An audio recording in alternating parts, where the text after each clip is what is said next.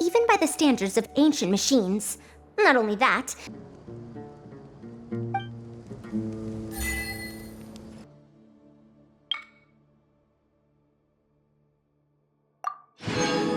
the lowest number of steps needed to solve a 7-layer pagoda stack is...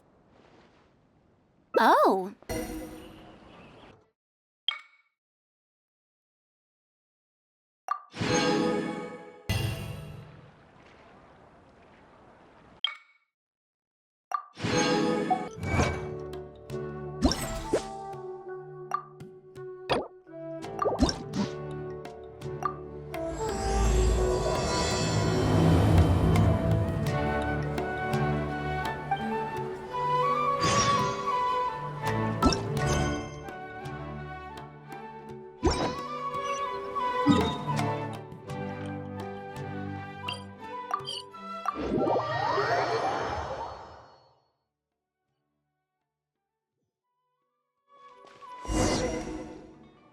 Even though most of the academia's restrictions have significantly relaxed, I'm still a bit worried that the Matra might give her trouble.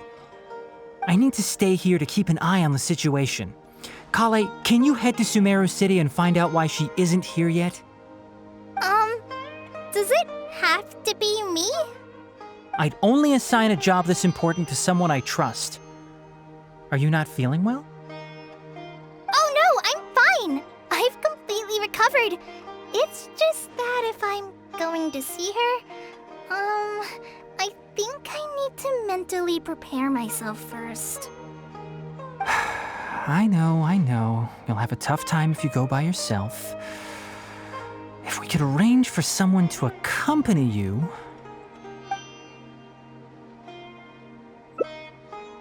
Oh! Hey there! Ah, it's been a while. What a coincidence. I was just thinking about asking you to accompany Kale to Sumeru City. Sorry, that's not what I meant. It's just that this matter concerns research banned by the academia. Not the sort of thing you'd shout from the rooftops. Also, you happen to know about this situation? There are very few people I can trust to be discreet right now. After giving it much thought, I believe you're the most suitable person for the task. It's complicated, and this isn't the best place to talk about it. We'll fill you in on the details once she arrives. You might have heard about her in Sumeru before. Her name is Faruzan, and she's a very experienced senior researcher. Let's just say that a huge part of Ksharowar's mechanical research over the past 100 years have used her academic discourse and manuscripts as their foundation. She is, but she vanished for 100 years because of a certain incident. She only returned to the academia after being found in the wilderness a few years ago. Because of that, her current personality can be a bit... strange, as is her attitude towards Kale. I'm getting a headache just thinking about it. She doesn't have bad intentions, so you don't have to be scared. I'll try. Yes, Ksharawar and Spontamod researchers are often quite prejudiced, so I can't trust them with this matter. However, Faruzan isn't influenced by modern thinking. In our previous correspondence through letters, she indicated that she'd be willing to help. It's already past our arranged meeting time, but she still hasn't shown up. I don't think so. With her personality, it's more likely that she got wrapped up in some sort of trouble. Anyway, can you go with Kale to the academia and check on Faruzan for me? Thank goodness. I was so anxious. I'm counting on you too. Kale, don't push yourself too hard. Just go there and see what's going on. Our task is important, but not that urgent. If Faruzan really is in some trouble, come back and tell me about it. We can always reschedule our meeting. After all, if she's distracted by other things, it'll affect her ability to help us. All right, let's go!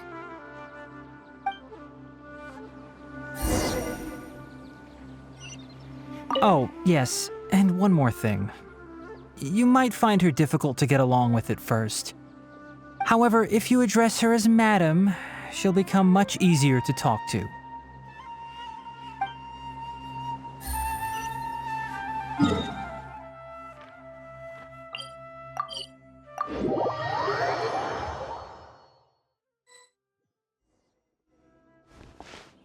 Sorry, what did you say?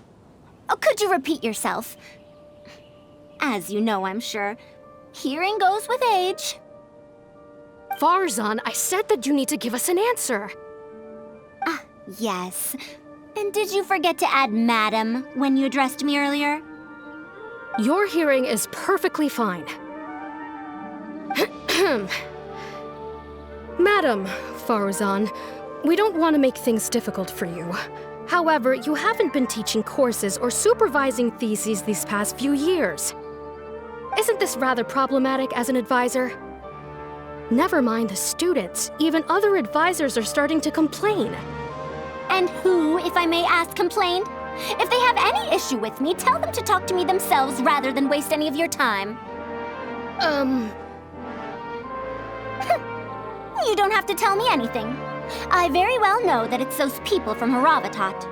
How I wish they'd put their time into doing proper research instead. But Madam Faruzan, it has been a long while since you last made any practical academic contribution yourself. Academic contribution cannot simply be divided between the tangible and the intangible. The issue here, I believe, is that the reviewer doesn't understand the very nature of knowledge itself. In any case, it makes no sense to use a metric like this to evaluate a mentor. Which sage set this rule anyway? I should write a letter of complaint right this instant. Wait! Madam Faruzan, please let me finish. That's her, all right. But the person with her doesn't look like a Matra. Shh! She hates it when people call her young! Her body apparently stopped aging during the year she was gone. So that's why she looks the same as she did 100 years ago. Okay, I think I'm ready for this. Let's go! Anyway, Akara Crafts and the leader of Ksharawar would like to invite you to collaborate on this project. They're wondering if you'd be interested. Madam Faruzan? Are you listening? Mm-hmm. Ah, Kale! Why are you here at the Academia? Are you feeling better now? I'm much better, Madam Faruzan. It's all thanks to the Traveler and the Dendro Archon. Have you been sleeping well? You seem to be developing some eye bags. Is that brat Tainari forcing you to stay up late again? No, it's because I'm a slow learner. It's not Master's fault. It's good to be hardworking, but you need to take care of your health. I'll have to give Tainari a right talking to when I see him. I'll also prepare some health supplements for you. There's really no need. Ah, and is the person beside you the legendary Traveler? Oh, I've heard much about you before. In fact, I've been meaning to meet you for a while now. It is thanks to you, after all, that the Academia is finally getting back on its feet. Even Kali's illness is... Ahem.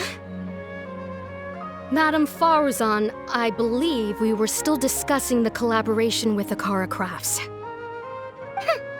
I'd wager it's those Ksharawar dunderheads finding excuses so that I'd go to their darshan. Say no more. I have no plans to change my field of research. If you're this unwilling to participate in the collaborative project, you can also consider teaching a class. It might be difficult to teach a course with topics that only fall within Haravatat's subjects, but we can't delay this anymore. You need to give an answer. You can teach a course or participate in a collaborative project. If you don't do either, it'll be hard for me to persuade the advisors and students who have been complaining. Could you not give me a few more days to consider? This matter has been delayed for so long already. That's precisely the issue. If you don't give an answer today, I fear that someone will soon escalate their complaints to the sages. What a waste of free time these folks are. Now you two are here at Tainari's behest, I take it. I'm sorry, but given the current situation, it looks like I'll have to come over some other day.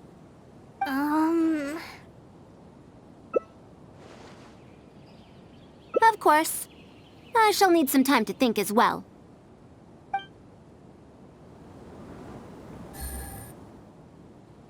What now? know. She seems so busy. Master said there's no rush, but I know that he's been busy working on something at Paradise DI, so he hasn't returned to Gandharvaville for several days now. I feel for Madame Faruzan, but I still want to ask her to come with us. But if I get her in trouble with the academia, then she won't have the time to help Master. What should I do? Oh, this is such a headache. Yeah, that would be the best for them both. I'll check with Master later and see if there's anything I can help him with. But I'm sure he'll say, the best thing you can do now is study hard, so I don't have to give you remedial lessons. Huh? Oh yes! This way she can get her problem sorted out quickly, and then she can go see Master. So if I also stay and help... that still sounds kinda scary. Okay then. I'm counting on you.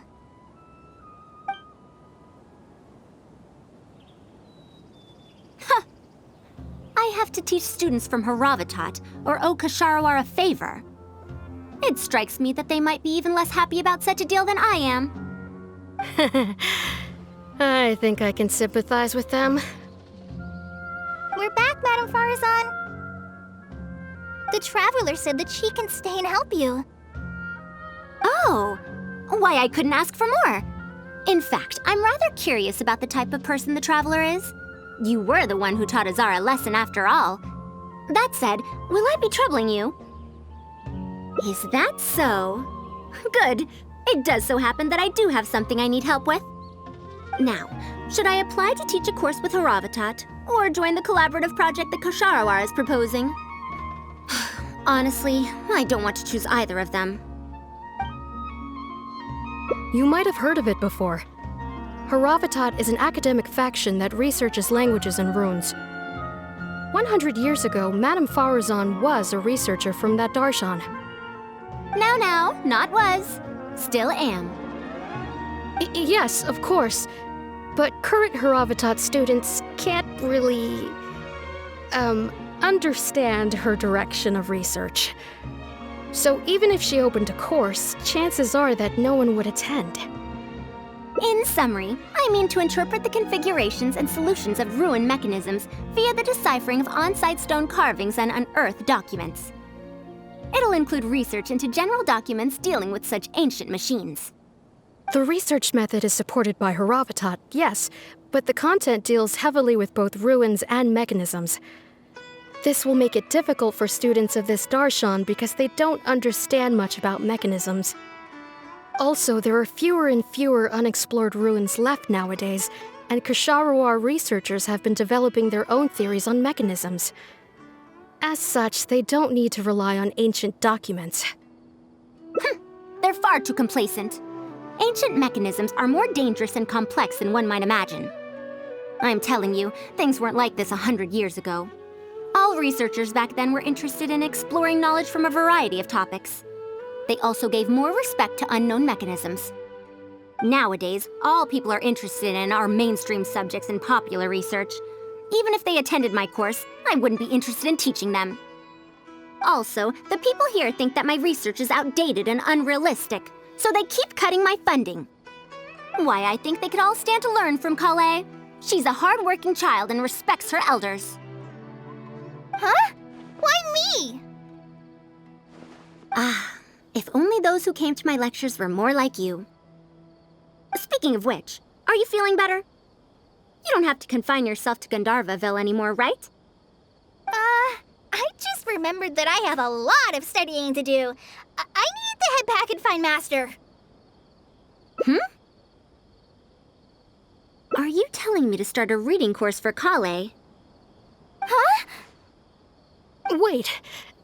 Although Tainari has academic dealings with the academia, he isn't considered part of it. This means that Kale isn't technically a student. No, she's right. The old academia became consumed by their arrogance precisely because they ignored the public. There must surely be many people like Kale and Sumeru who are passionate about learning, but cannot study due to various reasons. The old academia paid no heed to them. But if I start a reading course for Kale as a pilot, perhaps this shall come to benefit many more people in the future. I'll need to go back and ask if this is in accordance with regulations. Oh, save yourself the extra trouble. I'll come with you. If there's any arguments to be had, we shall sweep them aside together. Traveler, Kale, do wait for us a little while outside the academia. I'll be back in just a moment. Wait! Let's catch up with her.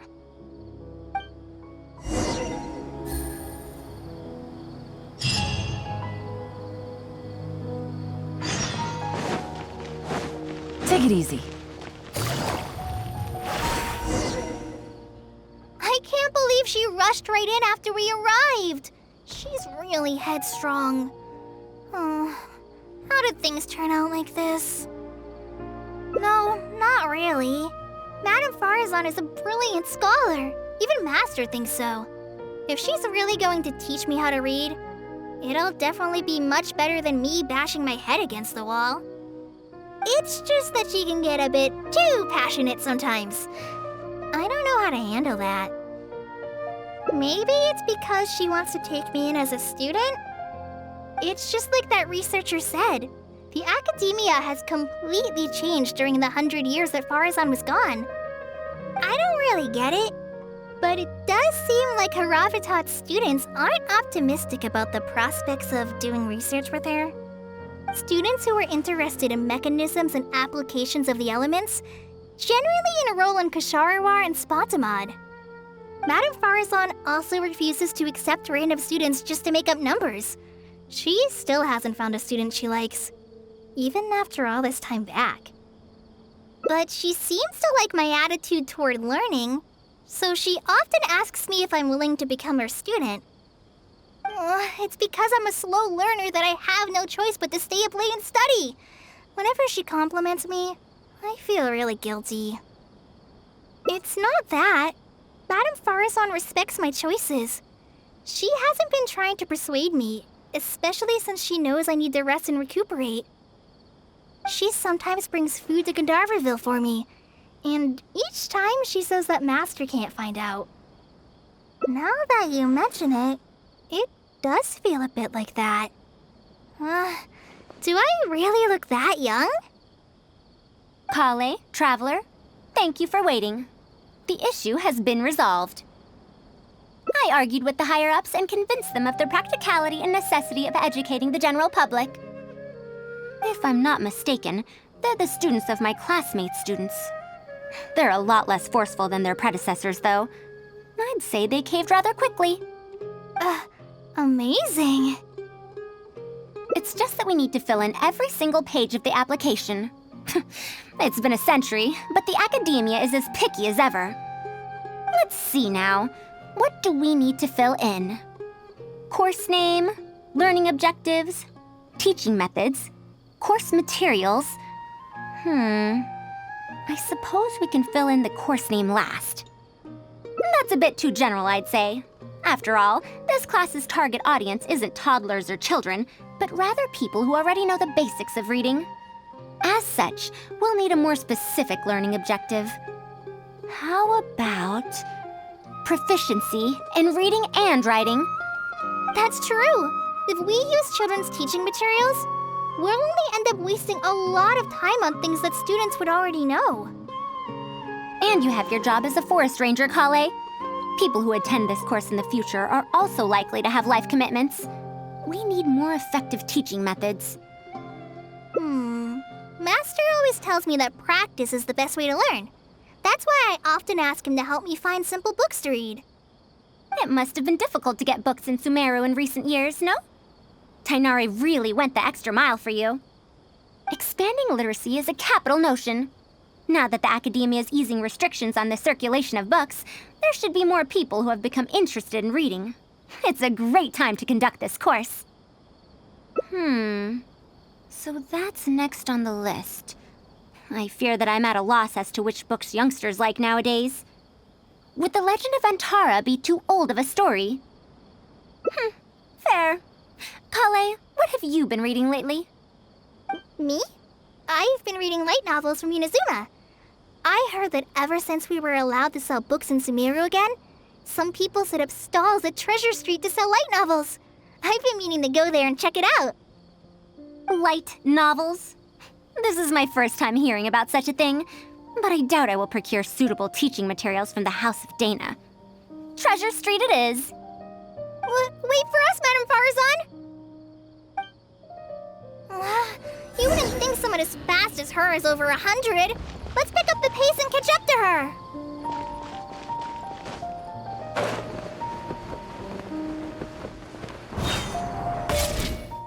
What a long and mildly ungrammatical title.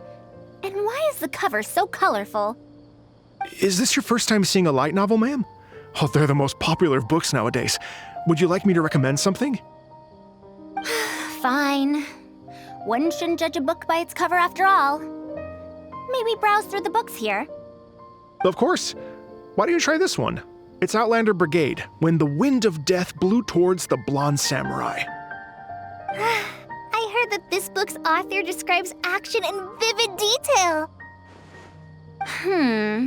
Now I've only skimmed through a few pages, but it feels like it's all fight scenes. There are only subjects and predicates, and the syntax is a tad simple. Subjects? Predicates? The protagonist just ends up fighting in every scene with no proper build-up. Will anyone even enjoy a story that's only comprised of fights? How about... the good thing about being reincarnated as a hilly churl is that I only need to eat Sunsetias to become stronger. A reincarnation isekai story? Those are pretty popular right now. Isekai? What in the world is that? Also, why does it become stronger by eating Sunsetias? Tropes? Those fictional rules used to push the plot forward, yes? They're definitely effective in achieving a distancing effect. Sorry. What is this distancing effect? However, this book doesn't explain how reincarnation correlates to becoming stronger. Such an illogical rule will affect the coherence of the story. Will readers really accept this? How about this? I had to fight tooth and nail to get this in stock. Oh, that's the latest volume of Onibudo! Now that's a rather normal title length. Oh, Kale, do you like this series? Yes, but I don't like it that much. Madam, are you going to use this series as teaching material? Let me see. The dialogue flows quite well, but there are too many phrases here that I don't recognize. Third eye of perception, illusory mirror, and so on. Are these terms that are tied to tropes? I also thought those names were strange when I was reading them. It's impossible to derive the meaning of these phrases in isolation. Also, their morphological properties are quite pedestrian, really. Or did the protagonist purposely create these strange names to disorient their foes? So there's no deeper purpose. It's quite hard to understand stories written these days. You're right. It's such a weird book. But you keep wanting to read the next page. Even the most popular book in Sumeru back then had greater depth than anything written today. Yes, a Bahumano researcher wrote it while researching folk legends. The plot had many twists. The world building was fantastic, and even the writing could withstand scrutiny. When it was still being published, many people in the academia were reading it. Even the sages back then all described the story as a timeless classic. The series must have concluded after so many years, right? Perhaps it's even more popular now. Is there a book like that in Sumeru? I've never heard of such a thing before. What's the title? It's called Tales of Shariar. Do you sell it here? Tales of Shariar? I don't think I've heard of that before. When was it published? About 100 years ago. 100 years ago? Are you pulling my leg? What sort of book can remain popular for 100 years? The Legend of Antara is popular to this very day, isn't it? I just heard someone telling it a few days ago in a cafe. If an old story like that is still being shared, then Tales of Shariar must be even more popular. Even if that is the case, I really don't carry that book here in my store. What? Is that because of the academia's strict control over books in recent years? I can't believe they've allowed the people of Sumeru to become so uncivilized. How can they not know about the Tales of Shariar? Tales of Shariar? Oh, wait! I think I heard an antique seller on the other end of Treasure Street mention that name before. I mean, it is a book from 100 years ago. Why don't you try asking for it there? Tales of Shariar is considered an antique now? How could the academia have let such an excellent work of literature be forgotten like this? Traveler, Kale, I'm going to get to the bottom of this. Let's meet at the antique sellers. Madam, wait! Oh no, this is bad. You asked me why I'm scared of Madam Faruzan, right? It's not because I don't know how to respond to her kindness. It's because I'm afraid of that ancient language she researches, because I can barely understand any of it. What if she uses ancient texts as teaching material? Even so, what if researchers from 100 years ago like to use ancient languages in their books? We've got to catch up to her!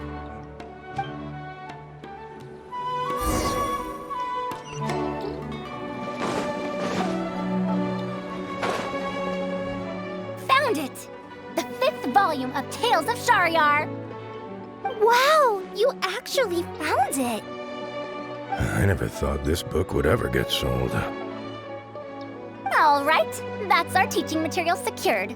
We also now know what to call this course. Analysis of Classical Texts. After all, this book is definitely worthy of being called a classic. Can I take a look? Luckily the language being used here isn't ancient at all. I can recognize a few words here and there. Huh? But why aren't there pictures in this book? As long as the writing is good, readers won't need any illustrations to imagine the scenes. Worry not, I shall thoroughly explain the difficult sections. You'll like this book, I know it. After all this time, I wonder if Aaliyah and Aziz ended up together. And who obtained the Desert Gem in the end? Sir, do you have the subsequent volumes of this series? I don't think so. Is that so? And here I thought I could finally read the ending. Never mind, I'll keep searching for the later volumes myself. If I'm to use it as a teaching material, it's better to start earlier in the series. Where are the first 4 volumes? Why aren't they all together? I don't have those either. Actually, this is the only volume I have. Is this series really that popular? No. It's not popular at all. Rather, there's absolutely no demand for it. No demand?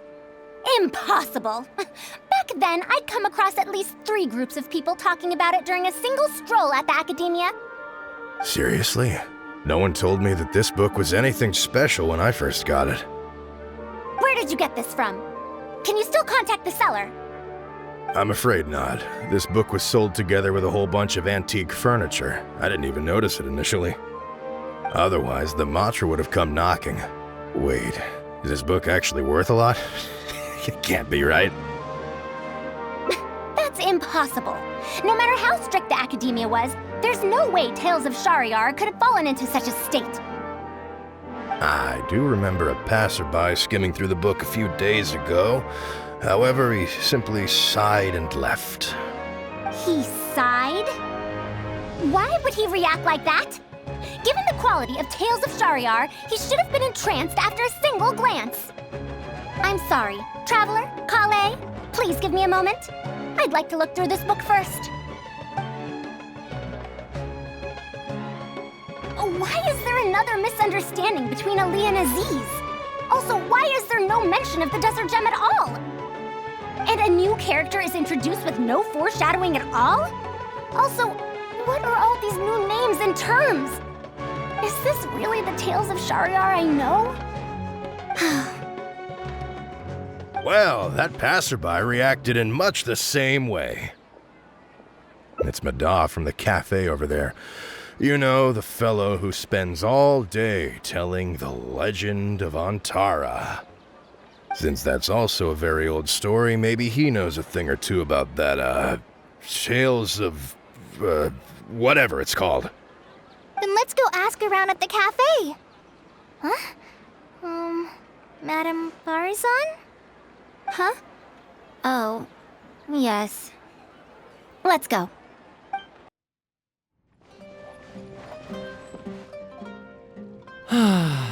Another day, another empty room.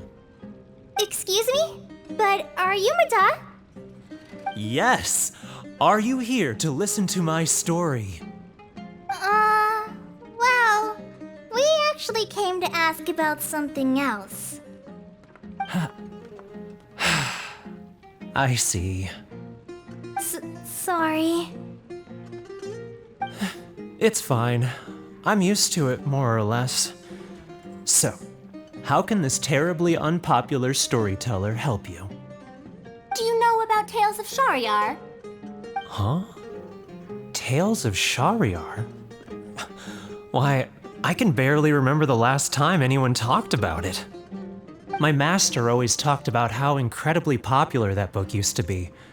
However, I tried reciting a few chapters of it at the cafe, and I found that it's even less popular than the Legend of Antara. Your master? Yes, the one who taught me how to be a storyteller. He said that Tales of Shahryar was written by his master's master's master. He also said that this great-great-grandmaster was an academia researcher, and that even the sages liked the series. He wrote 4 volumes back then, and the reviews just got better and better. You couldn't find a single person in Sumeru who hadn't read his books. And then? What happened next? Why doesn't anyone know about Tales of Shahryar now? Oh, it's hard to tell when it comes to trends.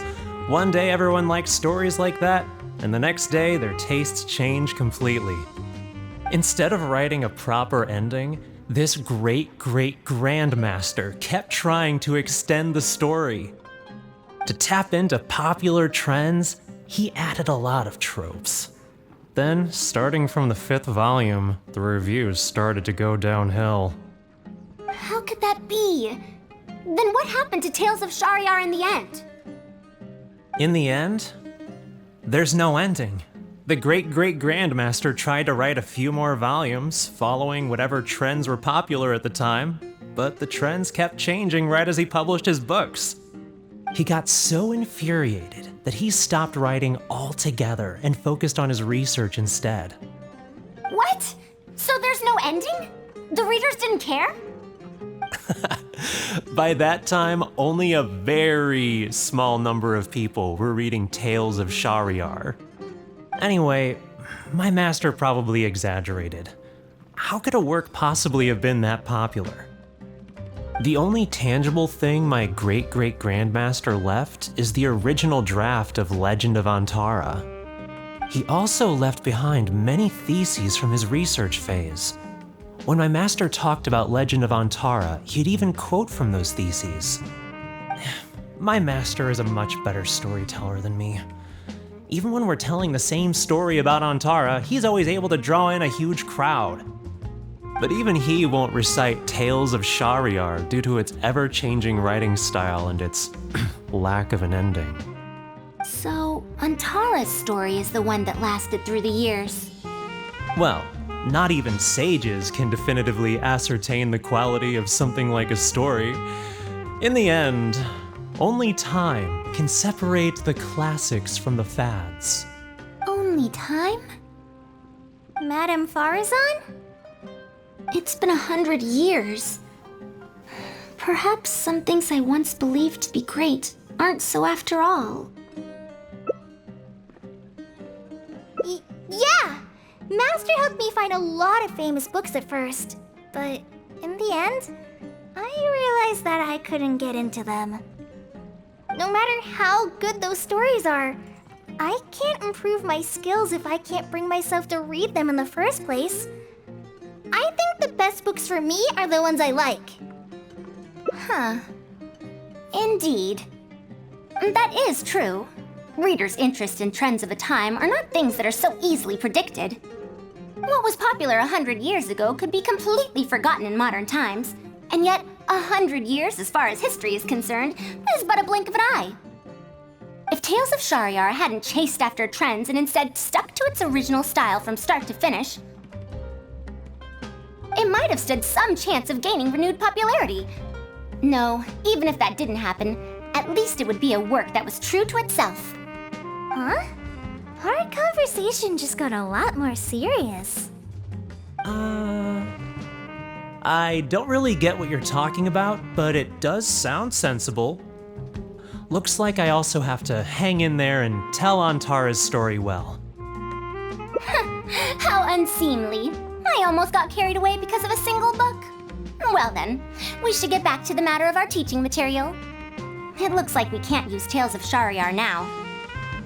No, it's much too old. Kale, you found a book that you liked at the bookstall, yes? Yes, but I don't really... Then we'll use that book as our teaching material. Now that I think about it, using a book that you like is the most suitable choice for teaching you how to read. As for the academia, as long as we come up with an appropriate course name, we should be able to get away with this. My, it sounds like you've dealt with the academia before. Let's go with that.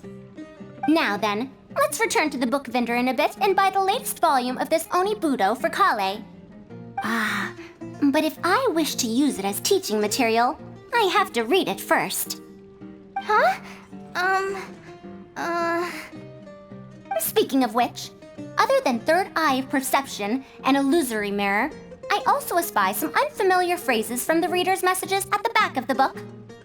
Such things as, even if it reminds me of my dark history, I still can't help but be drawn in by the story. And the author has written all the things that I only dare whisper into a tree hollow. Why do people use dark history to refer to awkward or embarrassing memories? Is this some slang that was invented in the last century? If one of our learning objectives was researching linguistic changes over the past 100 years, it might make it easier to get these books approved as teaching material. Oh, I can tell you what that's all about. Apparently, in their youth, some people used to imagine themselves as someone burdened by fate, fighting against the world, etc. But as they grew older, they started to become embarrassed by such memories. Some would write those fantasies into novels, while others would entrust such tales to tree hollows. Mata? You know, I suddenly have the urge to hear a story about Antara. Huh? Why so suddenly? I knew it. There will always be people who love the golden oldies. Now, let me tell you all about the ancient hero, Antara.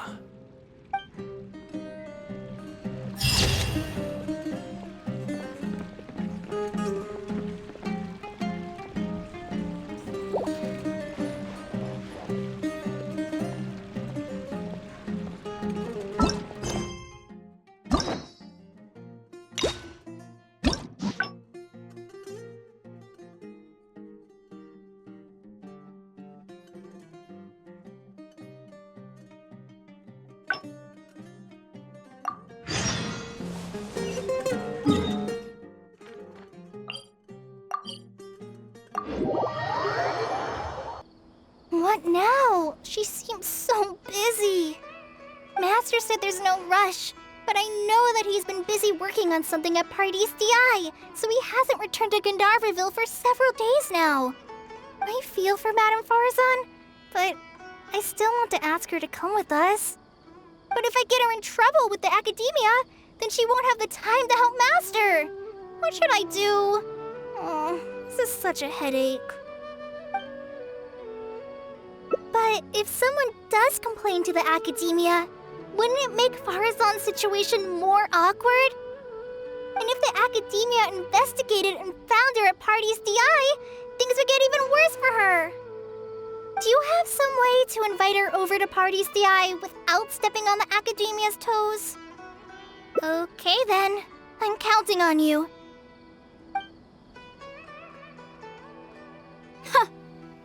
I have to teach students from Haravatat or owe Kasharawar a favor. It strikes me that they might be even less happy about such a deal than I am. I think I can sympathize with them. Madam Faruzan, we're back! Sorry for asking again, but are you sure you can't go to Party's DI today? Well, since you're asking me so sincerely, let's just ignore the academia and... Please, Madam Faruzan, focus! Today's the deadline. Huh? Yes. I see. No wonder he sent you two over. Why, that lad didn't make it very clear in his letter, now did he? Otherwise, I would have reported it as part of my research. Yeah, that's right! Master sent us over to explain everything to you. Wait. Opportunities for collaborative research don't just come out of thin air. This seems like too much of a coincidence.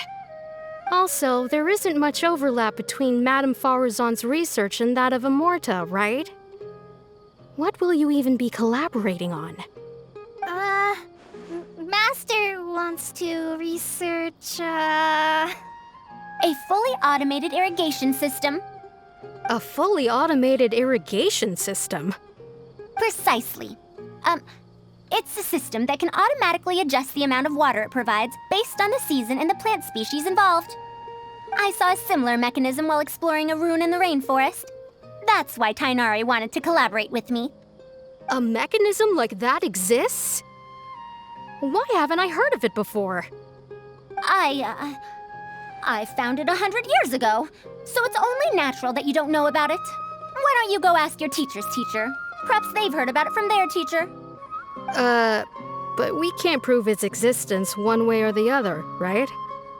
Fret not. I'll have Tainari write an official proposal to the academia later. That should do it, right? An official proposal. Fine. We haven't made any progress with either the collaborative project or the elective course anyway. I'll go inform my superiors now. Please do take care of the paperwork as soon as possible. Don't delay this any longer. Sure. I'll be sure to needle him until he gets it done. Phew. I think she bought it. Even though this is our first meeting, I must say, we make a good team. Wow! You made up that excuse on the spot, huh? Madam Faruzan, did you really find an irrigation system 100 years ago? If the academia asks for any details... Who knows?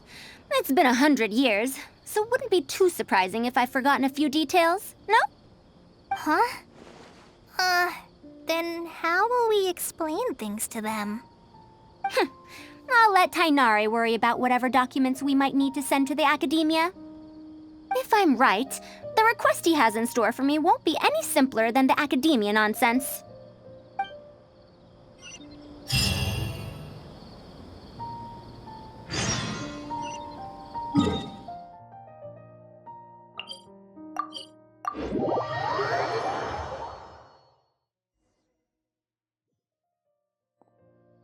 Master, we're back! Huh? Where did he go? You don't have to shout. I can hear you. Well, you got here much faster than I expected. I thought you'd have a lot more business to take care of. Thanks to the Traveler, I was able to, pawn off various problems of mine onto others. Onto others? What does that mean? We can discuss that later. You're looking for me because of the thing you mentioned in the letter, right? That's right. Please, follow me.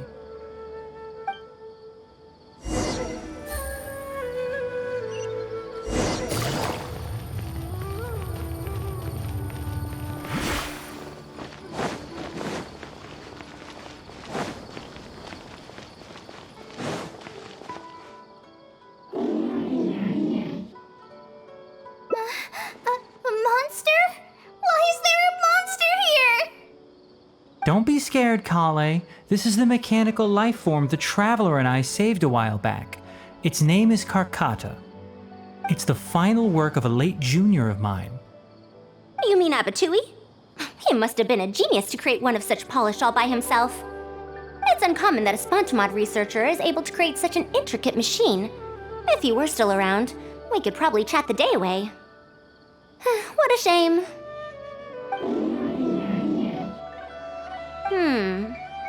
Something seems wrong here. Have you been maintaining it? Mechanical life forms are much more fragile than they look. Is Carcata sick? Carcata has been lying down like this since a few days ago. It could be an old malfunction acting up again. I've taken a few courses conducted by Spontamod before, so I've managed to perform some passable repairs on Carcata's energy supply module. However, it seems the issue this time is with its transmission. My knowledge can only prevent its condition from deteriorating any further, but Madame Faruzan, you should be able to find a way to repair it. Not necessarily.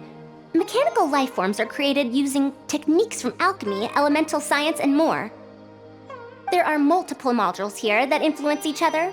A simplistic knowledge of mechanisms will not serve here. You know that as well. Each mechanical life form is very different from the next, so even I cannot be sure if my understanding of mechanical life forms is going to be of any use to our little crab friend here. Carcata. Can you all go outside for a minute? I need a bit of space. Before I do a thorough check, everything we've just said is but conjecture. All right. We're counting on you, Madame Faruzan.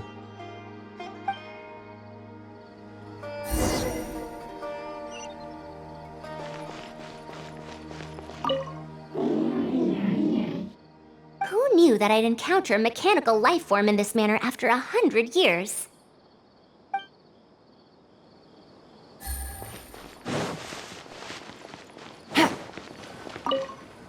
I didn't know mechanical life forms could get sick too. You have to get better soon, Carcata.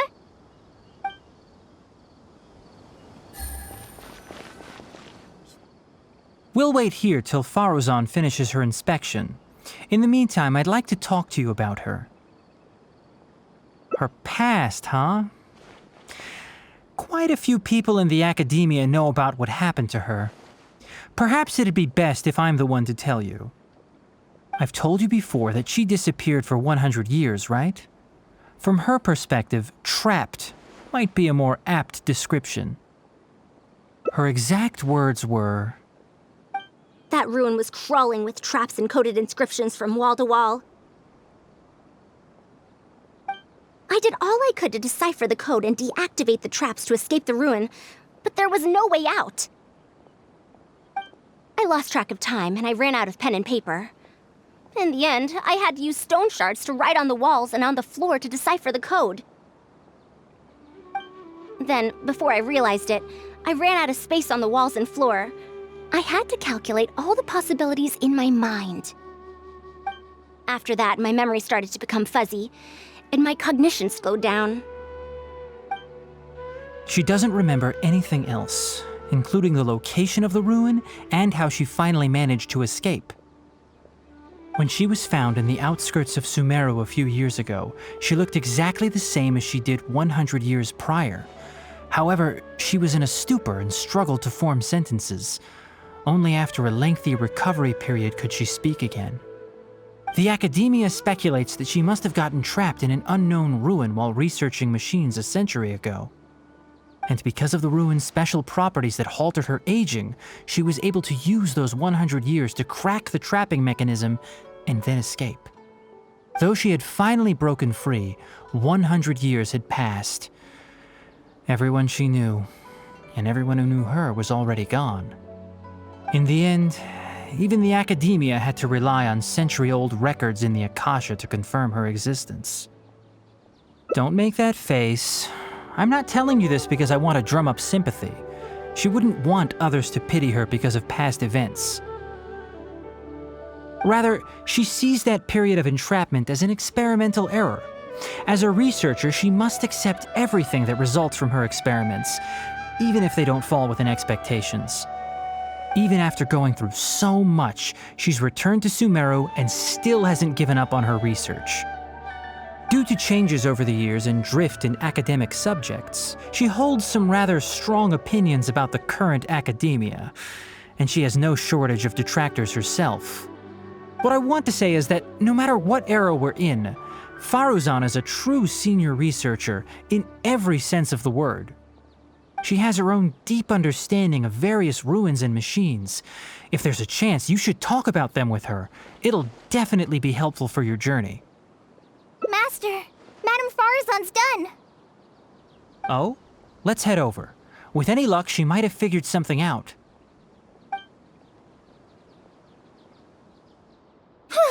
I never thought that I'd encounter a restitution module once again after 100 years. Abatui really installed quite a few impressive things on this. If my guess is correct, this mechanical life form has displayed attempts at self-sustenance before, right? Such as collecting parts to repair itself, for instance? It used them for something else, but as far as its design goes, it does have a function like that. I knew it. If I'm not wrong, Carcata's issue lies with its restitution module. Abatui's modified this module extensively, but the core parts and design philosophy are very similar to the principles as I know them. They are all based on principles learned from the ruins. The creators of the ruins machine once tried to create a perpetual mechanism that could replace life or even surpass it. The restitution module is the result of one of their countless attempts. It replicates the behavior of living things to achieve a self-repair function. However, the energy required in maintenance of the module became an issue. Energy consumption? Maintenance? For example, a living thing's heart can deliver nutrients and blood to various organs. However, the bigger the living thing, the more powerful the heart needs to be. Once the heart is damaged, it'll be hard for that living thing to heal itself, and even the function of other organs can be affected. Thus, the attempt wasn't widely adopted. Even 100 years ago, I'd only seen it once before. Oh dear, this is going to be a problem. Based on my current research, I'll need to swap out the damaged parts in the restitution module to repair Carcata.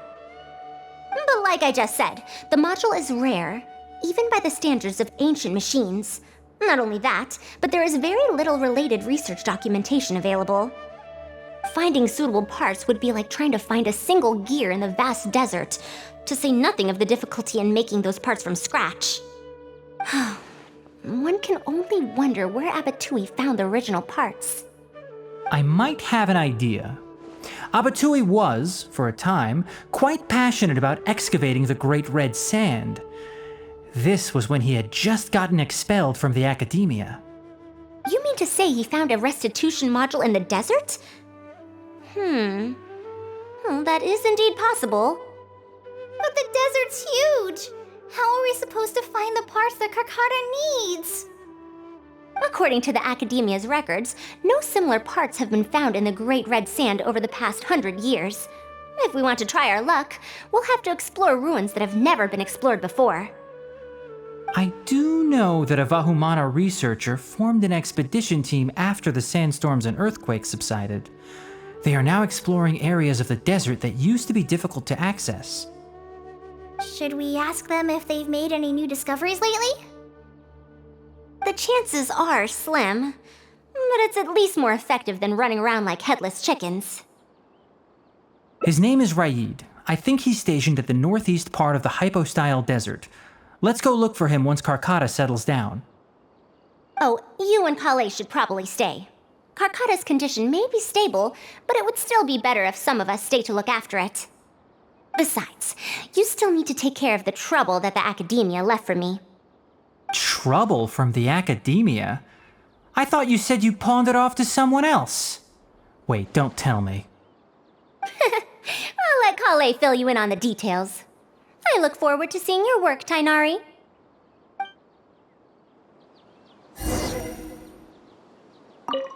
A fully automated irrigation system. That's quite the task. Master, can I help with anything at all? I can go buy things. prepare pen and paper? Oh, I seem to remember that you have a lot of homework today. Huh? Oh, yeah. I do. Well, hurry up and finish it so you can sleep early, or Faruzan will worry. That's the best thing you can do now to help. Oh, okay.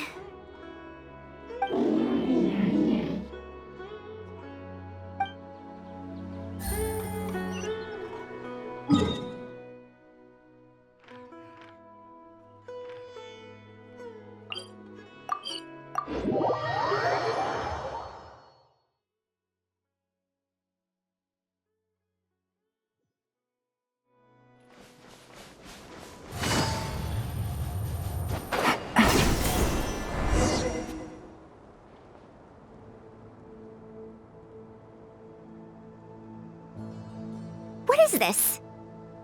Halt! Mr. Raid's permission is required to proceed any further. That still won't do. Mr. Raid told us to keep people away from the ruins so they don't damage the site.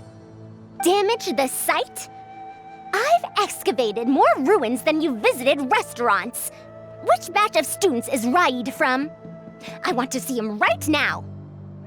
He isn't at the campsite now. You should all leave. Only he can give you permission to enter. What a stubborn guy. You're right. Even if there is new information, we still have to wait for him to come back so we can ask him about it. So let's just see what we can find out from the people here. I'm going to give that Raid a good talking to when he gets back. Starting from who in the world mentored you?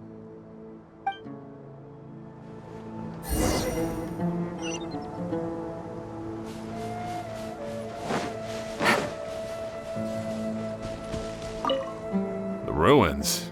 Don't know anything. We were only hired to deliver water and supplies to them. Forget excavation. They won't even let us get close to the camp where they're staying.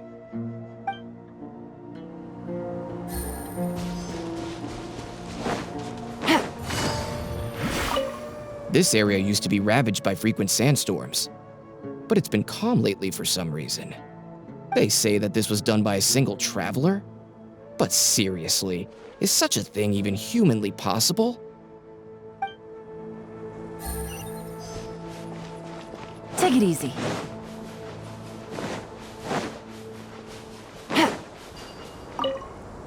That machine looks amazing!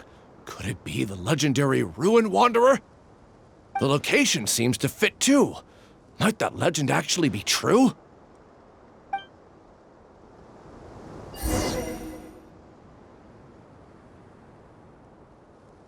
Well, I found out everything I could. Is there anything that stands out to you? Ruin Wanderer. That's the first time I've heard that name. But that wreckage did seem a bit weird. It's a bit far away, and I can't really say for sure from this distance. Perhaps we should ask the villager from before about the legend first. Huh? What are you guys doing back here? I wouldn't blame you for not knowing about it, youngsters. After all, it's a tale that's over a decade old. It's said that this monster, the Ruin Wanderer, traversed through various ruins for centuries. Many adventurers had claimed to see it while exploring. Some said that it was like a giant, while others said that it was like a beast. However, none knew why it wandered the ruins.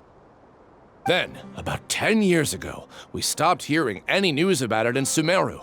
No one has seen it since then, and the legend has since faded into memory. You youngsters probably don't know about the Ruin Wanderer nowadays, but it was famous for centuries. Centuries? Impossible. I heard nothing about it back then. It could only have been around for a few decades at most. Wait, back then? Indulge my curiosity for a moment. Why do you think that wreckage is the Ruin Wanderer? Well, I had also heard that secondhand from...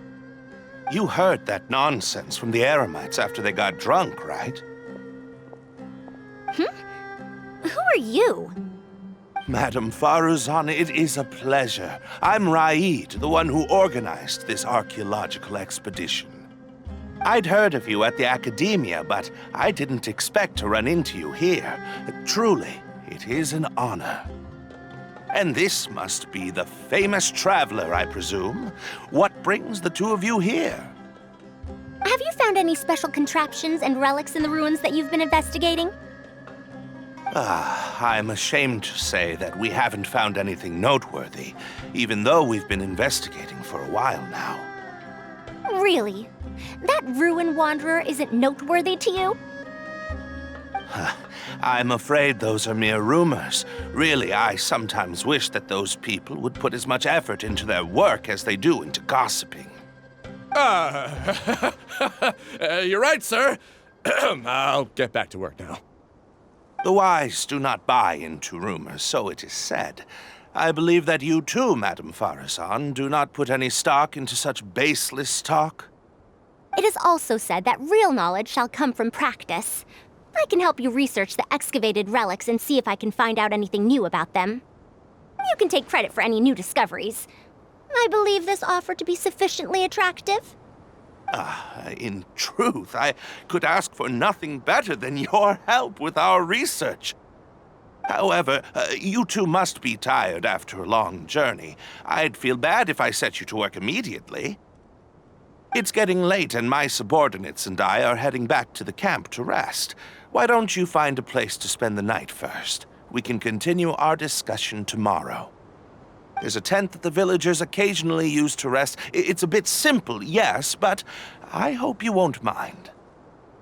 Since you need to rest as well, let's do just that.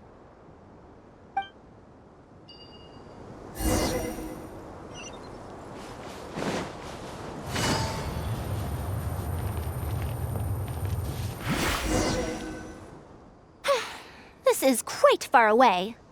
Are they trying to prevent the villagers from eavesdropping on them? This suits us just fine, though. This way, they won't overhear our conversations either. Now, I have my suspicions about this archaeological expedition team and that machine wreckage. I only caught a quick glimpse, and it was from a distance.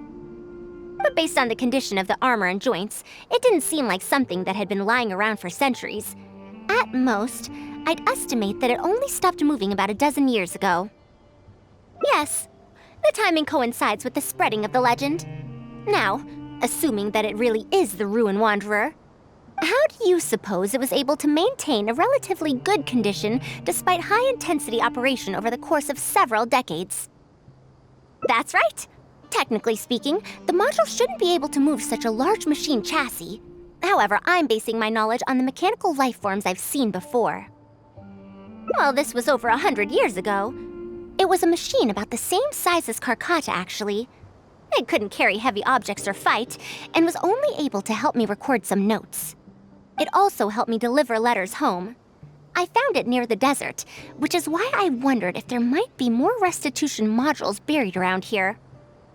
Honestly, people in ancient times might have already solved the problem of providing enough power for all I know. I'll need to research this properly. Had I confronted Raid right there and then, he would have said that he couldn't tell that the machine was special. Then he'd just hand it over to the Academia obediently, and he'd get away scot-free. If the wreckage were to be handed to the Academia, it'd be much tougher for us to do research on it or get spare parts for Carcata. Anyway, we should figure out what they're planning before making our next move. They insisted that we should stay the night, which means if they're trying to pull a fast one on us, they're likely to try tonight. We must be vigilant.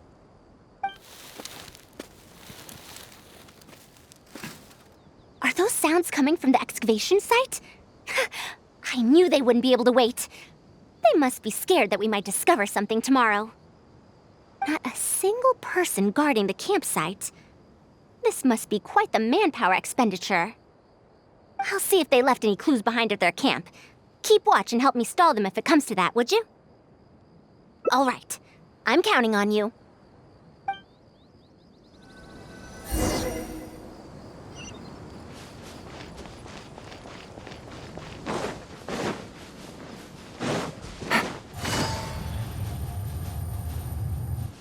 Why isn't the tent here yet? We need to switch it out tonight.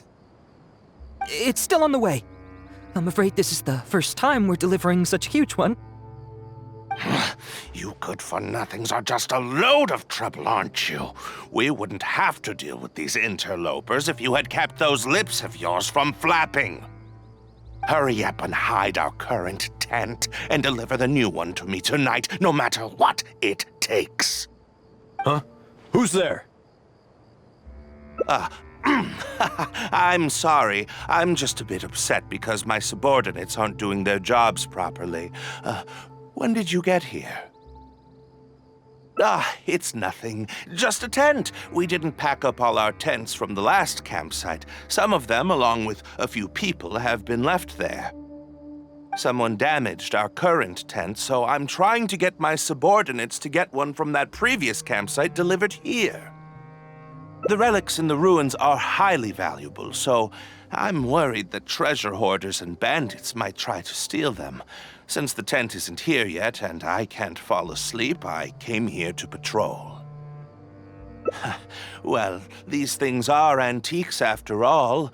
There will always be people interested in buying them. I hired so many people precisely because I was worried about that happening. Speaking of which, I'd like to ask, is the Academia really aware that you've traversed through the desert to come here in the middle of the night? Also, where's Faruzan? Why isn't she with you? I'm right here. Also, you forgot to address me as Madam.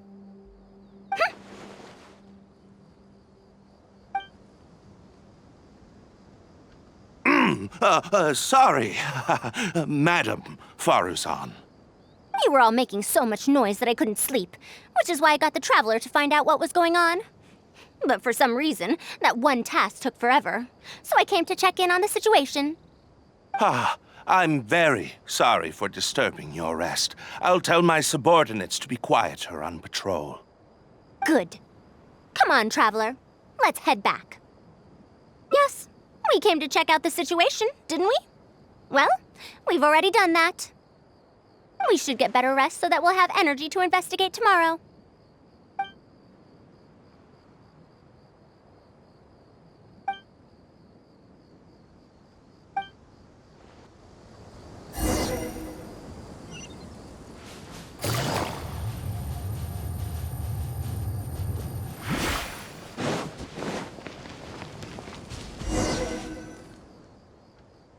Thanks for dealing with them.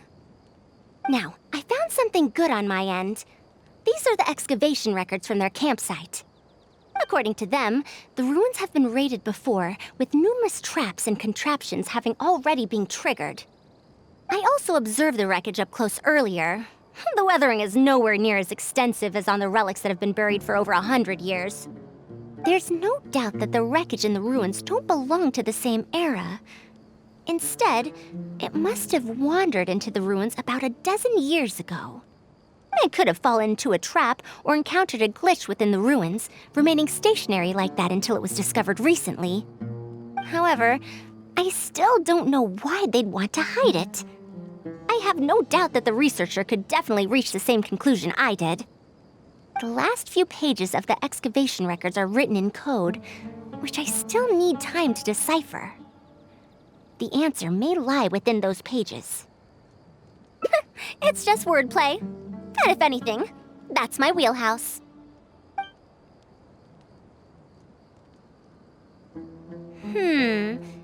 Just a bit more. I see now. Help! Please help!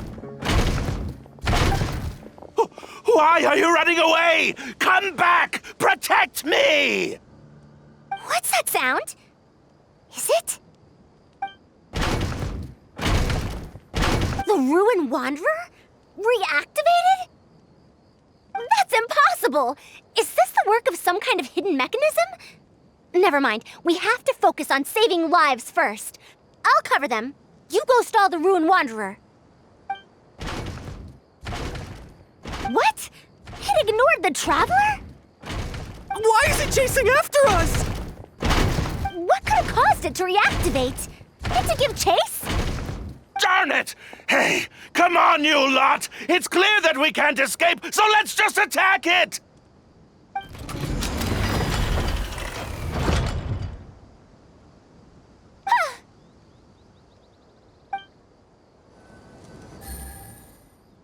It stopped? Hey, you guys, get up there and tell me what's going on. But what if it suddenly moves? You good-for-nothings. Why is everyone I hired so useless? Move! I'll do it myself. Looks like this thing's parts can't handle the load of functioning anymore after years of disrepair. When it first reactivated, I was wondering if it'd be as amazing as the legends had pegged it to be. I didn't expect it to be so much weaker than it looks. How disappointing. Disappointing, you say? Now, is that because you won't be able to sell it for much? Faruzan, you may be my senior as an academia researcher, but that doesn't mean you get to slander me. You wrote these excavation records, did you not? Or perhaps calling it a ledger might jog your memory a bit better. I don't recognize that thing. January 3rd, excavated 5 tents. January 5th, 3 tents sold. January 10th, 1 special tent pre-sold. It must quickly be switched out with an old tent. You're supposed to be an archaeological expedition team, and yet here you are, secretly selling the relics and profiting from it. When you believed that you had found the wreckage of the Ruin Wanderer, you tried to switch in wreckage that you had excavated previously to pull the wool over the Academia's eyes. After all, there would probably be many wealthy buyers interested in purchasing the legendary Ruin Wanderer in the black market, yes? And then we arrived just before you could finish your work. That forced you to speed up your plan, and you tried to complete the switch overnight before I could investigate the wreckage. In your haste, however, you accidentally activated the Ruin Wanderer instead. Did I get that all right? I don't know what you're talking about. You lack the curiosity befitting a man of knowledge, nor do you have respect for mechanical life forms. You're not fit to be a researcher. Ridiculous. Curiosity? Respect? I'm not here to hear you preach. Hey, we're leaving. Mr. Aid! Behind you?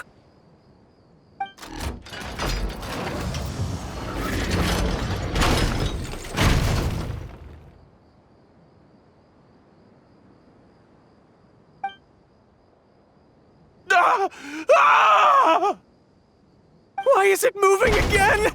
Run!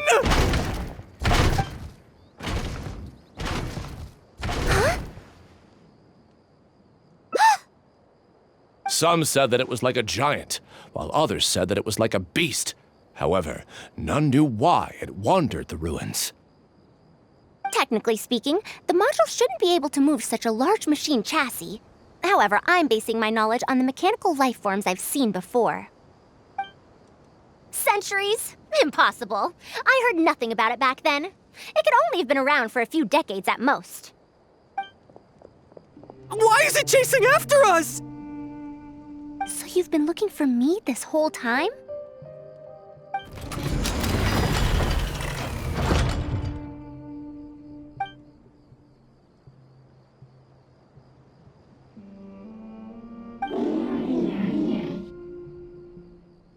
Long time no see, Tamimi.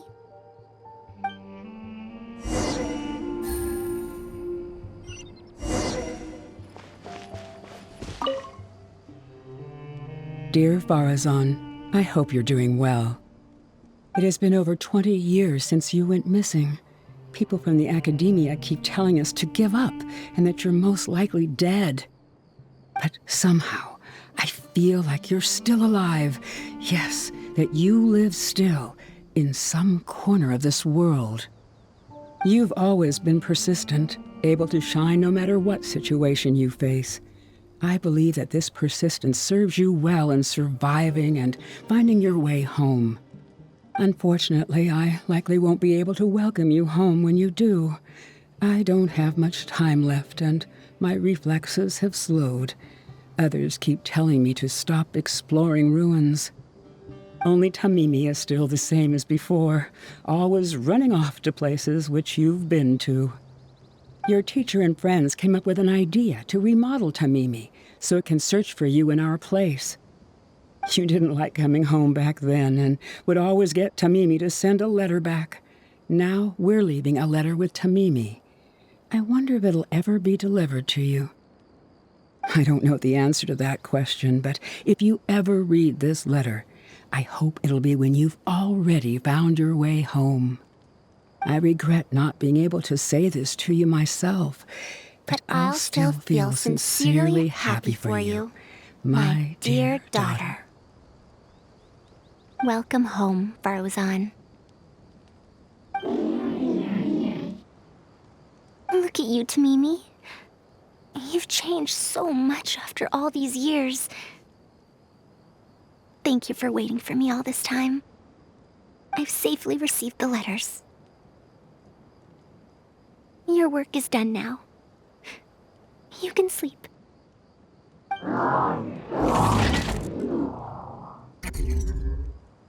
Tamimi, the mechanical life form I encountered back then.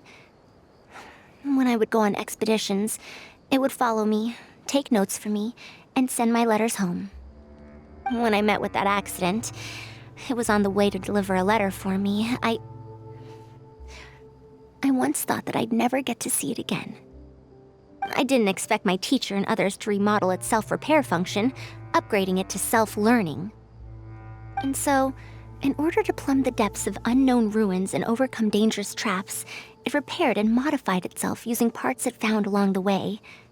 1 decade of wandering became many, and soon, Tamimi, which used to be incapable of even moving heavy objects, became the Ruin Wanderer. All so it could deliver these last letters from them to me. The strain to support such a huge body must have turned out to be too much for your heart, right? Even after the remodeling, its restitution module still can't function perfectly in perpetuity. It has been pushing itself beyond its limits over the past few decades. Just like a living being, mechanical life forms have a limited lifespan. It probably became trapped in the ruins all those years ago because its shelf life had run out. It most likely only reactivated because it detected my presence. And then it mustered up everything it had to deliver that last letter. Now, it can finally rest in peace. Tainari told you what happened to me, right? You don't have to apologize. It's not like this incident is a secret in the academia. Besides, I've always treated it as a failed experiment. As a researcher, I must accept this result. However, finding out that so many people were affected by my failure does make me feel somewhat conflicted. Can you head back to Pardis DI first? We've been here for a while, and it's best not to make Kale and the rest worry. As for me, I want to stay with Tamimi for a bit longer. Just a bit.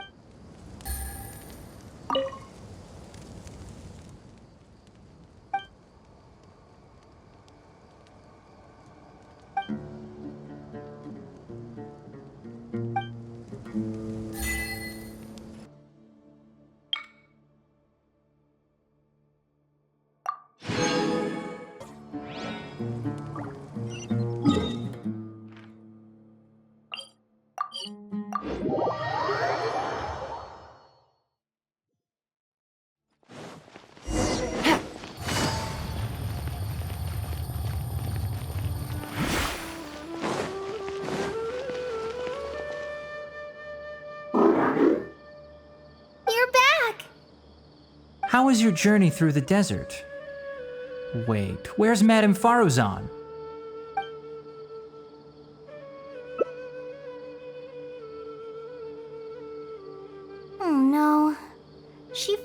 got to reunite with an old friend from 100 years ago. But As a researcher, she could perhaps accept it. However, as a friend, a student, and a daughter, we should give her some time. Let's just wait for her here. And in the future, I hope that we can be here to support her as her new friends. I'm back! What? Is there to be no welcoming party? We've all been waiting for you, Madame Faruzan. That's more like it. Now, here are some components I brought back from the desert. Switch these out with the ones Carcata is using right now, and it'll be back in ship shape.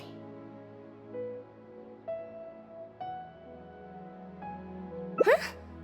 Why do you all look so solemn? Come now. Liveliness befits youngsters more. Madame Faruzan, did these parts come from... Come now. I thought that you must have encountered some major problem. This isn't something you have to worry about. Well, it looks like you already know everything, but no need to feel bad. Like I said before, as researchers, we must learn to accept our failures. Tamimi had been operating beyond capacity for a century, and I'm unable to repair it with my current abilities. Not even with these parts. It would thus be much better to use them to extend Carcata's lifespan. As a senior, it is only right that I do something for the people who come after me. That holds true for both researchers and machines. Besides, I didn't say that I would be giving you these parts for free. They will only be used for Carcata temporarily. Otherwise, you wouldn't be able to help me with my research. I'll be sure to revive Tamimi once I've fully deciphered and replicated the creations of the ancient civilization. All right, I'll do my best to help. Me too! Although, I'm not sure if I'll be much help. Thank you. If they could remodel Tamimi successfully even back then, there's no reason why we won't be able to do even better. And when that day comes, I'll be sure to say, welcome home, Tamimi.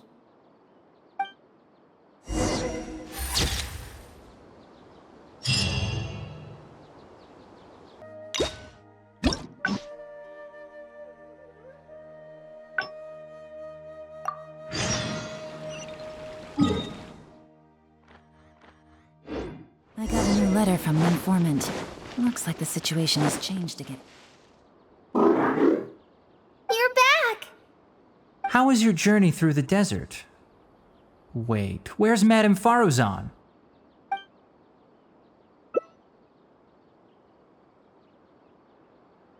So Madame Faruzan has some other things to settle.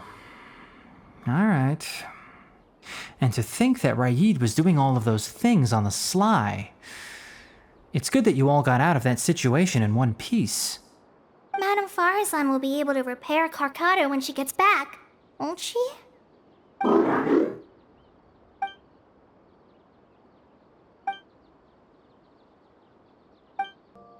back! What? Is there to be no welcoming party? Madame Faruzan, we're over here! That's more like it. Now, here are some components I brought back from the desert. Switch these out with the ones Carcata is using right now, and it'll be back in ship shape. So this is a relic of an ancient civilization? Unbelievable. Thankfully, it didn't end up in Raid's unscrupulous hands. Unscrupulous, huh? Sounds like you already told them what happened. Is that so? Thank you. We will talk about everything else later. It's nothing. I've already given all the evidence we have against Raid to the Academia. They're going to be very busy. Too busy to bother us, I'd wager. I'll start repairing Carcata then. Kale, can you help me out? Of course!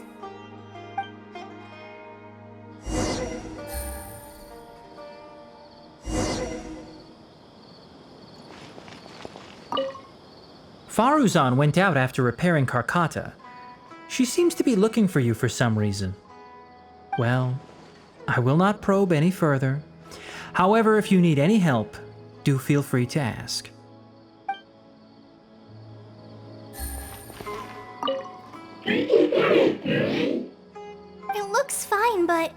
so. It needs to properly rest up.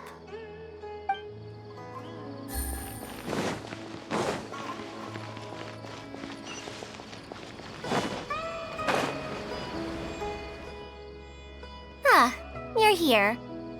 Thank you for keeping Tamimi a secret. If I tell them about Tamimi, will they still feel happy for Carcata? Even if we could convince them to accept the components, they'll probably still feel bad about it. I don't want my past to affect people in the present. That applies to both me and other people. It's fine. I'm used to this. I once believed that I'd never hear from my old friends and family ever again. Even their faces are getting hazier in my memories. However, I could remember them clearly again after reading the letter Tamimi handed to me and learning that they'd never given up on me.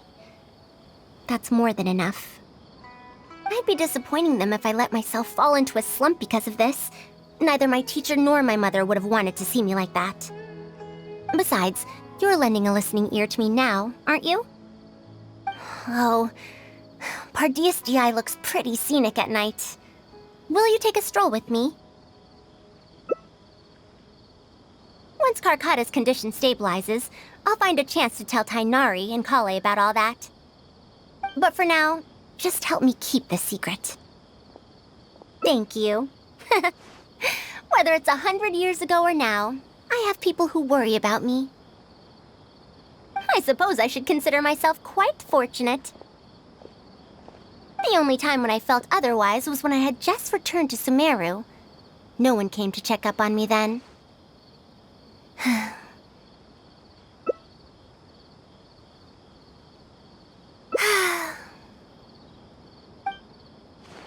Yeah, I'm home.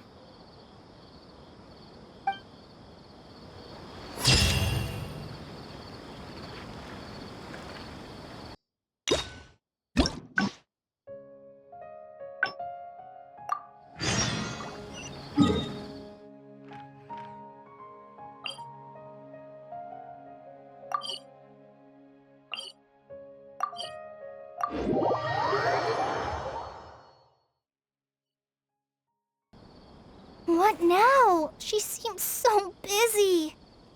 Master said there's no rush, but I know that he's been busy working on something at Pardees DI, so he hasn't returned to Gandharvaville for several days now. I feel for Madame Faruzan, but I still want to ask her to come with us. But if I get her in trouble with the academia, then she won't have the time to help Master. What should I do? Oh, this is such a headache. Yeah, that would be the best for them both. I'll check with Master later and see if there's anything I can help him with. But I'm sure he'll say, the best thing you can do now is study hard, so I don't have to give you remedial lessons. Huh? Oh yes! This way she can get her problem sorted out quickly, and then she can go see Master. So if I also stay and help... that still sounds kinda scary. Okay then. I'm counting on you.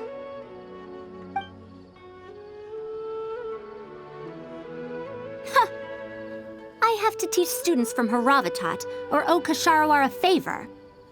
It strikes me that they might be even less happy about such a deal than I am. I think I can sympathize with them. We're back, Madame Faruzan. The Traveler said that she can stay and help you. Oh, why I couldn't ask for more. In fact, I'm rather curious about the type of person the Traveler is. You were the one who taught Azar a lesson after all. That said, will I be troubling you? Is that so? Good. It does so happen that I do have something I need help with. Now, should I apply to teach a course with Haravatat, or join the collaborative project that Ksharawar is proposing? Honestly, I don't want to choose either of them. I don't know if Tainari's told you about this before, but while my research involves learning about ruins and the mechanisms within them, I don't belong to Ksharawar, which specializes in researching mechanisms, nor am I in Spontamod, which specializes in researching energy flow. Instead, I'm part of Haravatat, which specializes in languages and scripts. She has been invited to Ksharawar multiple times to continue her research, but she's rejected them each time. Just listen to how they introduce themselves.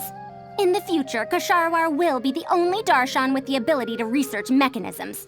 There's no such thing as exclusivity in knowledge. Besides, the current Ksharawar is more concerned about how mechanisms can be used in everyday life, while my research involves textual analysis of ruins. If they're trying to use the collaborative project as an excuse to have me reconsider again... No, that's not it. The request this time is from Akara Crafts. The representative of Ksharawar recommended you to them, Madame Faruzan.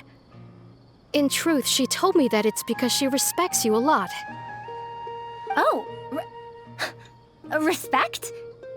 Oh, my. Putting aside my ideological differences with Ksharawar, I suppose I must acknowledge this attitude of theirs.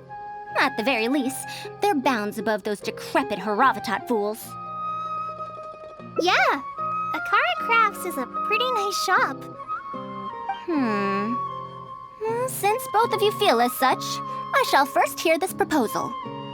In summary, Akara Crafts wants to design a series of early learning toys that will cultivate curiosity and learning in children. Early learning toys. Interesting. The academia agreed to work with them because they hope that these toys can help children become excellent researchers in the future. True. The current academia is in need of some new blood. If the children start learning now, perhaps I can find some talented students in a few years. Madame Faruzan, you still haven't found any students? Anise, Kasharawar's representative, should be staying in the inn at Port Ormos. If you want more details, you can find her there. Port Ormos? Now there's a place I haven't been to in a long time. I wonder how much it's changed. I probably can't join you since Port Ormos is a little far from here. I should probably go back and report to Master, and then review today's homework. No worries. Go do your homework, Kale. Once I'm done with everything here, I'll head over to Pardistii. Thank you. Why, I'd even call this a rare chance for a curious researcher like myself to observe the legendary traveler up close.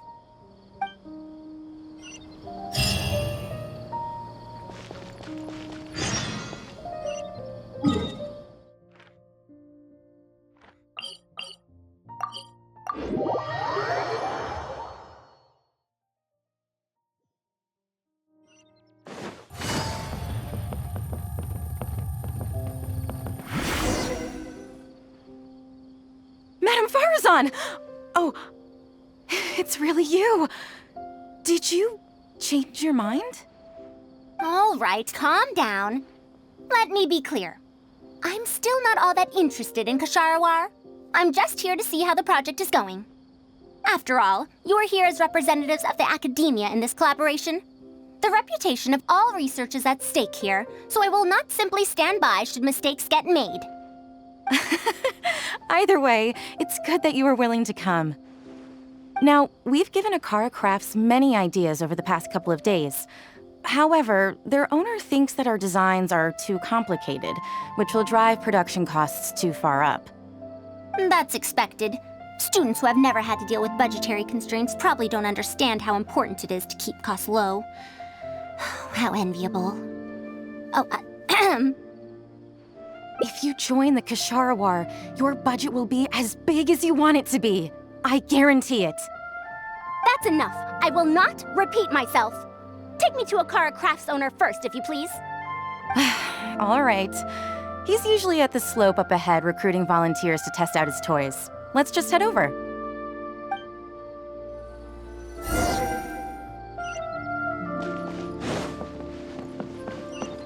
Take it easy.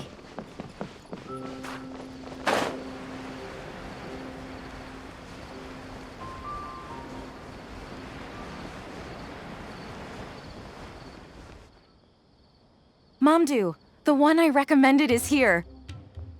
Oh, so you're, Madame Faruzan? Yes, that's me. Ah, wonderful. We haven't been able to make any progress on our collaboration recently. We've made many suggestions, but Miss Anise thought that those ideas were too simple and wouldn't be effective in training the mind. These early learning toys are meant to help the academia train future researchers, after all. If they're too simple, then how are they any different from regular toys? But if they're too complicated, not only will they be expensive to produce considering our production capabilities, but they won't have much broad appeal to Sumeru's children either. So the design can't be too complicated, but it can't be too easy to play with either.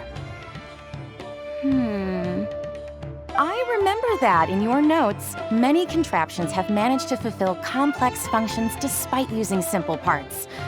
Maybe we can do something similar with these early learning toys. The contraptions in my notes?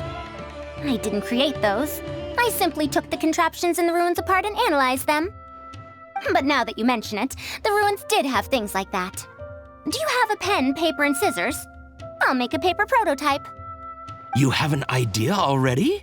I suppose I should have expected as much of a respected academia senior researcher. We do have those, yes. Please, help yourself. Oh, you're done already? Let me explain. These 3 thick lines represent 3 poles. These paper strips of varying lengths represent rings of different sizes. They can be slotted onto the poles and stacked up like a tower. Well, that is easier to make than I expected. So, how is this game played? That's very simple as well. You just need to shift the tower from this pole to another pole. Isn't this a little too simple? Even by the standards of an early learning toy, I mean. Of course, when moving each ring, the paper strips in this case, you must follow one rule. You can only move one ring at a time, and you can't place a bigger ring on top of a smaller one. It's like building a tower. The rings in the 3 poles must be stacked from big to small. I named this toy Pagoda Stack. Pagoda Stack. That sounds way too simple. Even I feel like it's missing something. Give it a try and you'll find out if it's simple or not. I heard from Anise that you find volunteers to try out the toys, right? Why don't we do the same for this game? It's such a simple toy. There's no need to... Mamdu, let's just do as she says. Okay, then.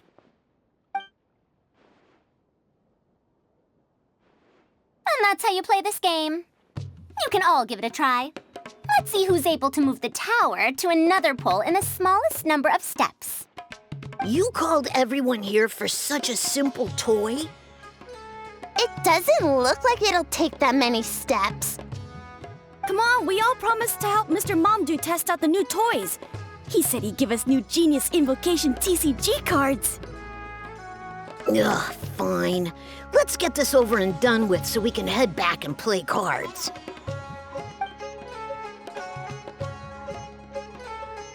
Done! It took me 19 steps. Huh? It took me over 20 steps. I only needed 18 steps. Not bad. Looks like you're all familiar with the rules now. Then let's increase the difficulty. The next tower will be 5 layers tall. Now then, give it a shot. Wait, there's more? Well, since we're already here, why don't we just give it a try? An extra layer shouldn't make it that much harder, right?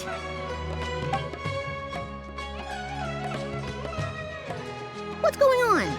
I've already moved over 30 steps, but I'm still not done yet. I'm almost done.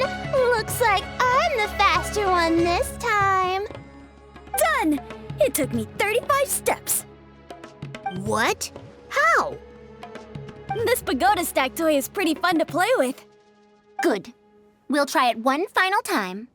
This time, we'll add 2 more layers, making 7 layers in total.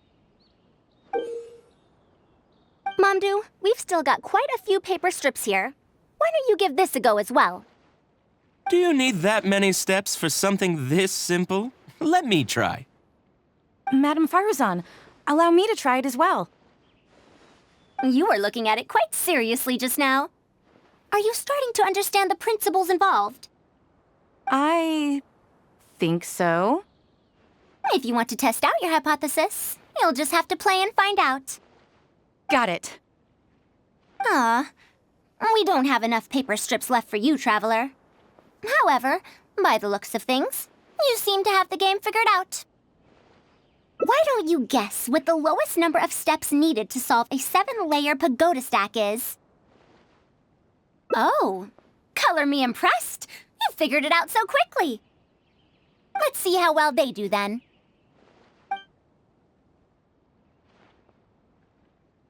If I move this small ring, then the big one won't be able to go on top of it. Oh, this is going to take more steps than I expected. I've lost count of how many steps I've taken. Can I restart? This got a lot harder.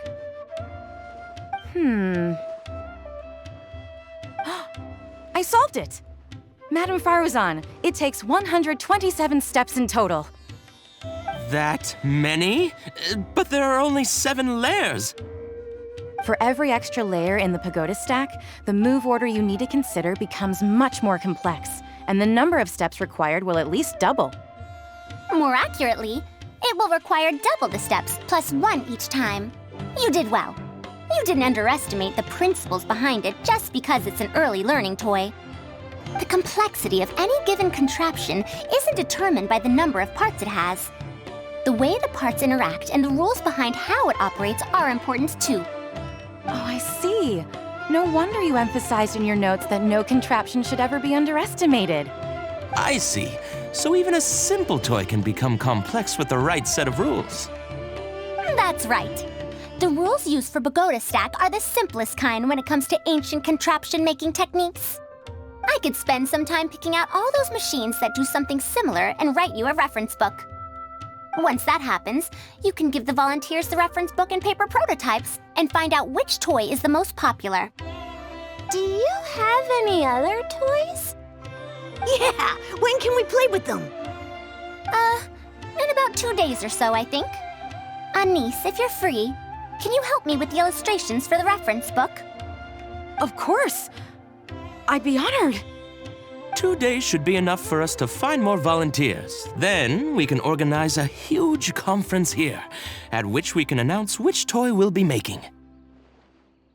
You'd be most welcome.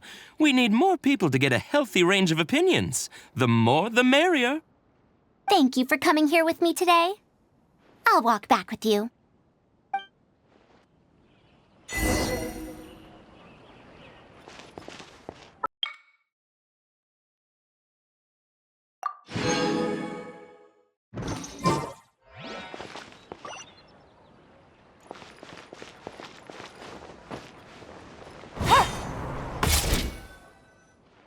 I'll be going then.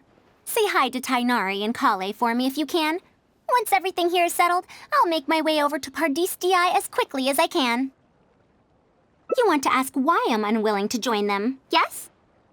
Putting aside the fact that they're too full of themselves, I actually have no issue with their research methodologies and approach. After all, knowledge is either right or wrong. Superiority and inferiority do not come into the conversation. All researchers are just doing their best to shed light on the unknown in their respective fields of expertise. No matter what corner of the unknown they shed light on, it's a step forward for us all. Because I believe wholeheartedly in that principle. Even if the others call my research useless, as long as the knowledge I gain from it is accurate, it could become useful in the future. In the end, useful and useless are concepts that shouldn't be used to evaluate knowledge. When I first started deciphering ancient documents, I didn't think about how it'd be useful to Ksharawar. That's why there's no need for me to join them to do useful research. I'd rather stay in Haravatat. It's much more convenient for me to access the materials I need for my research here. Still, the funding that Ksharawar has offered me is so hard to get in Haravatat. Perhaps if this collaborative project goes smoothly, I can even ignore Haravatat and ask for a higher budget directly from the academia. Oh, I I could come up with lots of ideas. With Anissa's help, 2 days will be enough for our work.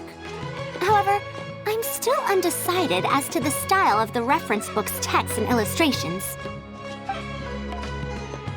You're right. Explanations are a core part of early developments, too. By using detailed and accurate illustrations, we can impart knowledge more effectively. It would also make it easier for me to recruit students. Thank you. I'll take your opinion into account.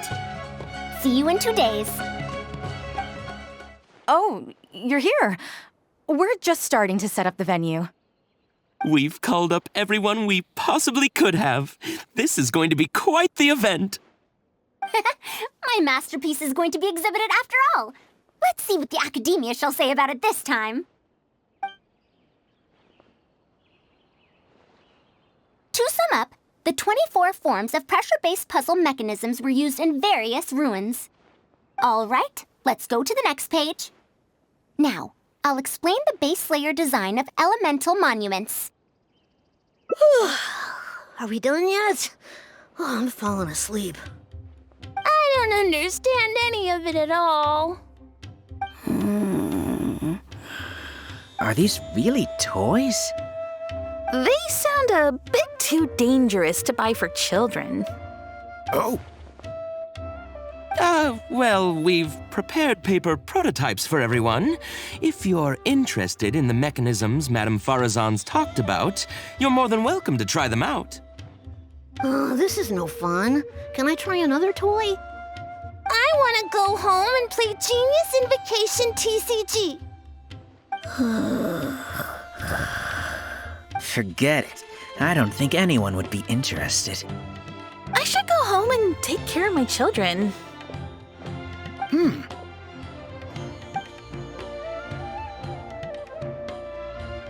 How did this happen? Forget about getting opinions from others. No one even wanted to stay and try them out. I'm sorry. I think we miscalculated. No, you simply gave suggestions. I was the one who decided to follow through. Anise, too, was only following my instructions. I will find a way to make up for this error. Please, give me some time. I'll write another reference book. Excuse me, but are you the one who wrote this reference book? Yes. Who are you? Ah, you're that man Mountain who was in the crowd just now. Do I stand out that much? Well, I guess I don't look like someone who'd have anything to do with toys. Let me introduce myself. I'm Kamal, the branch master of Sumeru's Adventurers Guild. What's the branch master doing here? Were you looking for us, or did something happen? I came to Port Ormos to visit some old friends. On the way over, I saw the booklet you were handing out, so I came to take a look. Can you print a few more copies of this booklet and sell them to the Adventurers Guild?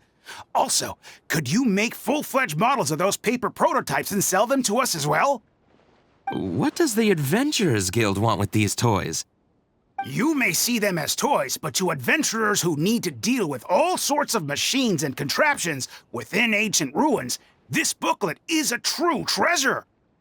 We have many members who can't read, so books are of little use to them. What they know of handling mechanisms has been learned solely through word of mouth.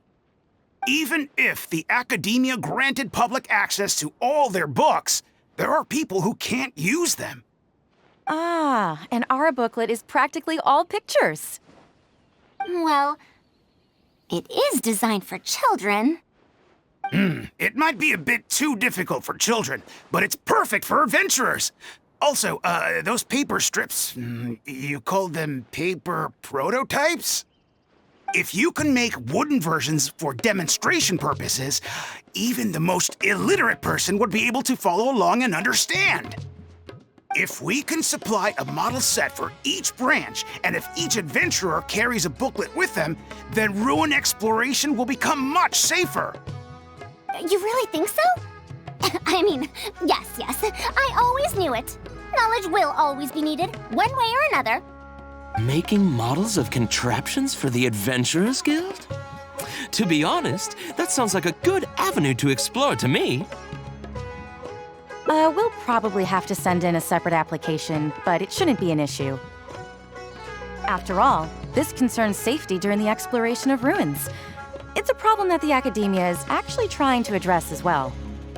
Then let's cut to the chase and discuss the details of our first order. The amount we're offering to pay in advance is... this much.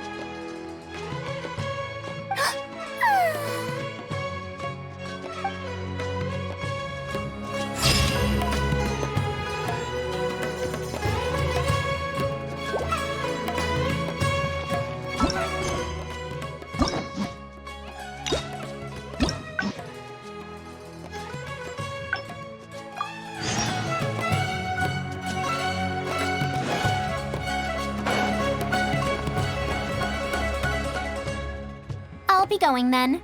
Say hi to Tainari and Kale for me if you can. Once everything here is settled, I'll make my way over to Pardis DI as quickly as I can. Anise? We haven't had much time to get to know each other, but she seems like a good kid. She's able to calmly figure out the basic principles behind something without being influenced by others. I'll do my best to teach her over the next few days. Still, how much she learns will really depend on her. Well, her interest lies in the application of mechanisms. I do have some old knowledge to share, but if we think about the future, it's easier for her to learn the things she's interested in if she stays in Kasharawar. My research into mechanisms is, in a sense, a side effect of my research into ancient texts. If she becomes my student to learn how to make modern contraptions, it wouldn't benefit either of us in the long run. However, if she develops an interest in deciphering ancient texts over these next 2 days, that would change things. If I successfully poach a student, those young punks at Haravatat will have one less reason to cut my budget. Perhaps if this collaborative project goes smoothly, I can even ignore Haravatat and ask for a higher budget directly from the Academia. Oh, I could come up with lots of ideas. With Anise's help, 2 days will be enough for our work. However, I'm still undecided as to the style of the reference book's text and illustrations. You're right. If no one understands the reference book, it doesn't matter how detailed it is.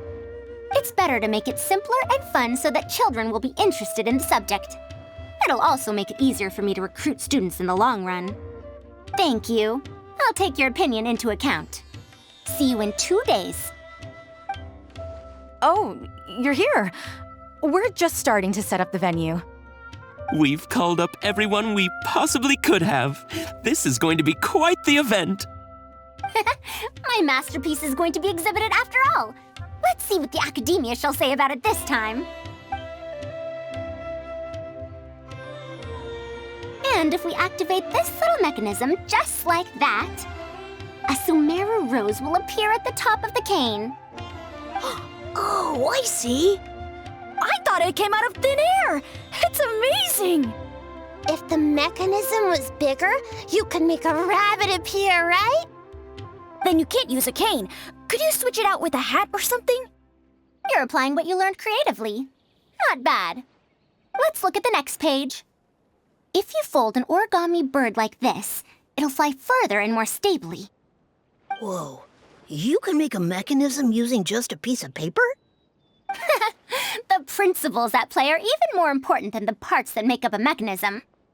These are pretty cool. I'm tempted to try them out. I'm not that interested in toys, but if they'll be beneficial for children's development... Everyone, we have paper prototypes and craft materials that you can use to make your own toys. Come try them out. This is such a well-prepared event. I'll give it a go. But we want to play too! It's fine. We have a lot of paper prototypes and craft materials. All feedback is also welcomed.